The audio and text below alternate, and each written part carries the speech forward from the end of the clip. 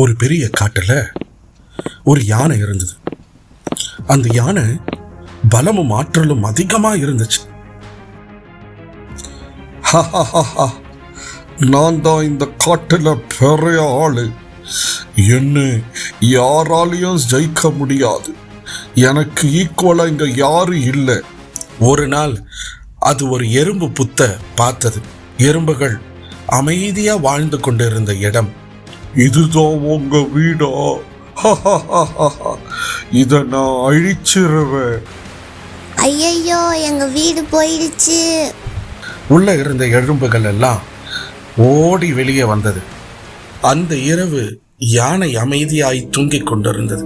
இந்த சிறிய எறும்புகளின் கோபம் ஒரு பெரிய திட்டமாய் மாறியது. நம்ம சின்னவங்கன்னா பலவீனம்னு அர்த்தம் இல்ல, ஒன்னா சேர்ந்தோன்னா பெரியவனுக்கும் பாடம் கற்பிக்கலாம்.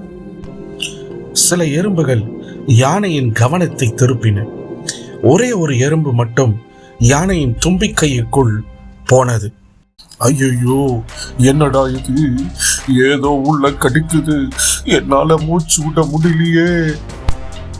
அந்த பெரிய யானை இந்த சிறிய எறும்புகளால் திணறியது. என்று மன்னிச்சிடுங்க, நான் இனிமே இப்படி செய்ய மாட்டேன், தெரியாம பண்ணிட்டு. பெரியவனா இருக்கிறதுக்கு முன்னாடி நல்லவனா இரு, மத்தவங்கள மதிக்க கத்துக்கோ.